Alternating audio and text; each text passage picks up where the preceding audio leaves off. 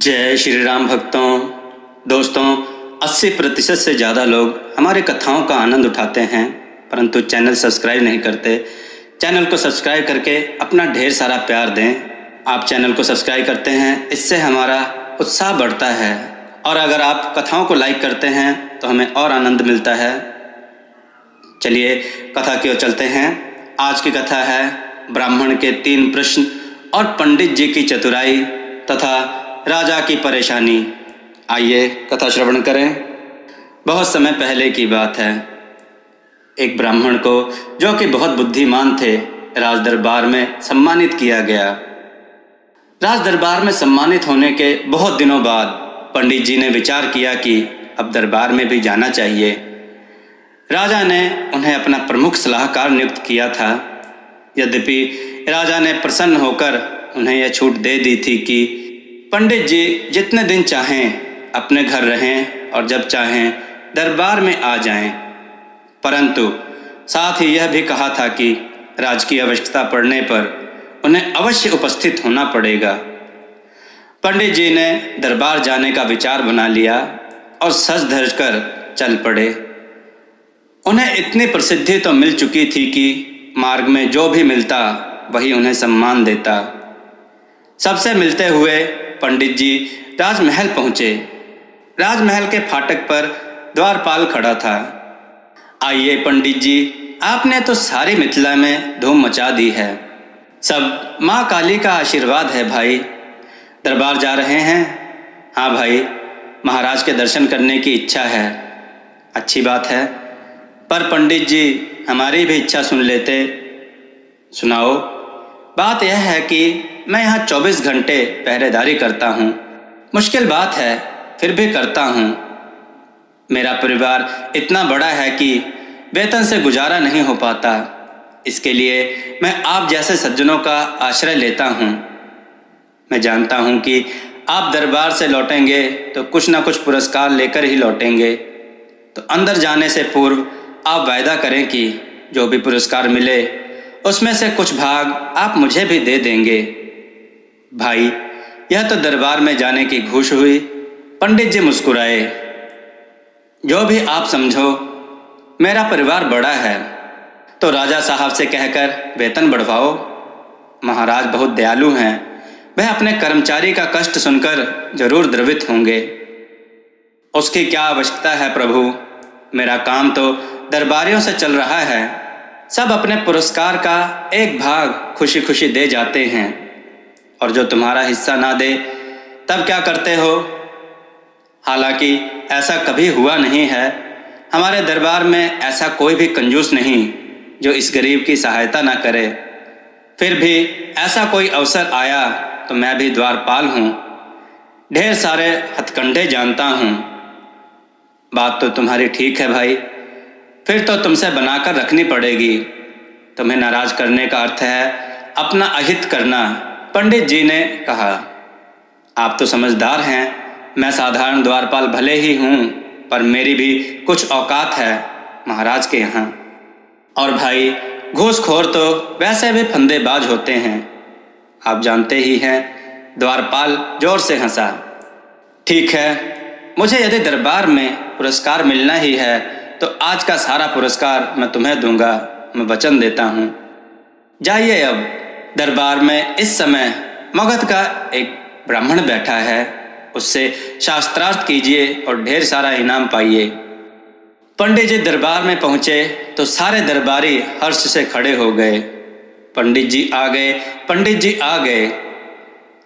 मिथिला नरेश भी हर्षित होकर सिंहासन से उठ खड़े हुए। पंडित जी ने महाराज का अभिवादन किया। आओ पंडित जी, उचित समय पर आए हो।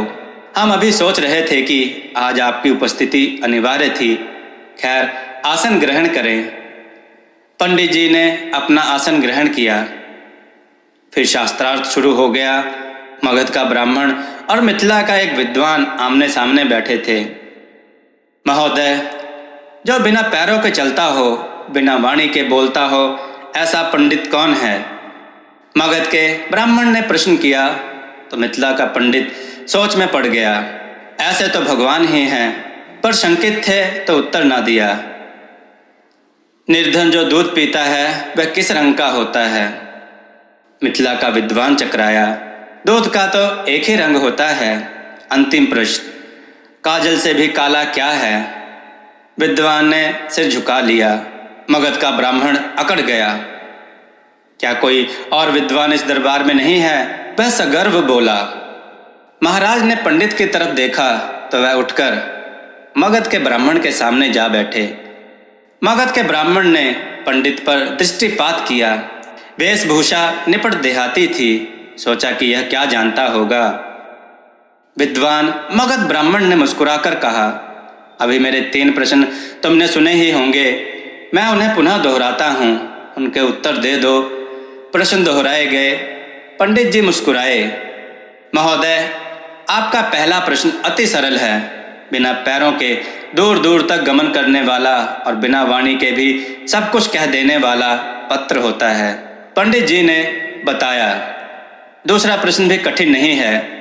गरीब का दूध तो पानी होता है। संसार में कितने ही गरीब हैं जो पानी पीकर भी पहलवानों को पटक देते हैं। उनके दूध का रंग नहीं होता, बल्कि उनके दूध में भाव होता है। दरबार में तालियों के गड़गड़ाहट गूंज उठी। महोदय, पंडित जी ने आगे कहा, आपका अंतिम प्रश्न है कि काजल से भी काला क्या होता है? महाराज, काजल से भी काला होता है कलंक। यह ऐसी कालिक है जो मरने के बाद भी इंसान के चरित्र से छूट नहीं सकती। मैंने ठीक कहा ना ब्राह्मण देवता? मगध के ब्राह्मण हतप्रभ रह गए। देहाती ने बाजी मार ली। महोदय, अब मैं एकमात्र प्रश्न पूछूंगा, पंडित ने कहा। पूछिए, मगध का ब्राह्मण घबराते हुए बोला। आप इस समय कौन हैं? मैं मगध का ब्राह्मण हूँ। मेरा नाम भोजराज। श्रीमंत, क्षमा चाहता हूँ, यह मेरे प्रश्न का उत्तर नहीं है। पंडित जी विनीत स्वर में बोले, आप इस समय मिथिला के दरबार में पराजित विद्वान हैं और आज के दिन आपका यही परिचय है। पंडित को मानना पड़ा कि देहाती उचित ही कह रहा था। वाह पंडित जी वाह, मिथिला नरेश ने कहा। तुम विद्वानों के विद्वान हो। समय का जैसा विश्लेषण तुम करते हो वह किसी परम विद्वान द्वारा ही संभव है। हम बहुत प्रसन्न हुए। आज हम पुरस्कार में तुम्हें वह वस्तु देंगे जो तुम्हारी इच्छा होगी। मांग लो। आज भले ही मिथिला का सिंहासन मांग लो, हमें जरा भी संकोच नहीं होगा। पंडित जी ने हाथ जोड़कर राजा का अभिनंदन किया। मांगो पंडित जी, क्या मांगते हो? मिथिला नरेश ने कहा। महाराज, आपकी दया के अतिरिक्त और क्या मांगूं? आपने मुझे इतना सम्मान दिया है कि मैं धन्य हो गया। पंडित जी बोले, सम्मान व्यक्ति को उसकी योग्यता, उसका उचित प्रदर्शन दिलाता है। आप विद्वान हैं और निश्चित ही सम्मान के योग्य हैं। पुरस्कार तो सम्मान का निमित्त है, साधन है, अतः आप हमें यह अवसर प्रदान करें। महाराज, आज मैं पुरस्कार में एक विचित्र चीज मांगना चाहता हूँ। निश्चिंत होकर मांगो। हम वचन देते हैं कि यदि वह विचित्र चीज मिथिला राज्य के किसी भी कोने में है तो हम वह चीज आपको देंगे। ठीक है महाराज, मैं आज पुरस्कार में 100 कोड़े चाहता हूँ। सारा दरबार भौचक्का रह गया। पंडित जी, यह कैसा पुरस्कार मांग बैठे? राजा हैरानी से बोला। मैंने कहा था कि मैं आज विचित्र चीज मांगने जा रहा हूँ, अतः अपने वचन के अनुसार मुझे यह पुरस्कार दे महाराज। महाराज ने विवशता से गर्दन हिलाई और दंडनायक को आदेश दिया कि पंडित जी को 100 कोड़े लगाएं। सारा दरबार पंडित जी के इस विचित्र कौतुक पर हतप्रभ था। क्या मूर्खता दिखलाई पंडित जी ने। दंडनायक अपना कोड़ा लेकर पंडित जी के समीप आ गया। महाराज, कृपया करके राजमहल के फाटक पर खड़े द्वारपाल को बुलाया जाए, क्योंकि मैं उसे वचन देकर आया हूं कि दरबार में आज जो भी पुरस्कार मुझे प्राप्त होगा वह सारा मैं उसे दूंगा। आज मेरे द्वारा प्राप्त 100 कोड़ों के पुरस्कार का वही अधिकारी है। मेरे पुरस्कार में साझीदार है। हम समझे नहीं पंडित जी, महाराज ने आश्चर्यचकित पूछा। महाराज, किसी भी राज्य की उन्नति को निष्कंटक और सुचारू रखने में राज्य के सुरक्षा कर्मियों का योगदान अधिक होता है। यदि सुरक्षा तंत्र भ्रष्ट हो जाता है तो प्रगति प्रभावित होती है। हमारे राजमहल का प्रहरी इसी मार्ग का राही है। वह प्रत्येक दरबारी को भय दिखाकर दरबार में प्राप्त पुरस्कार का कुछ हिस्सा ले लेता है। पंडित जी ने बताया। महाराज क्रोध में भर उठे। क्या यह सत्य है? राजा ने दरबारियों से पूछा। कई दरबारियों के सिर सहमति में हिले। उस द्वारपाल को तत्काल दरबार में बुलाया जाए। महाराज ने आदेश दिया।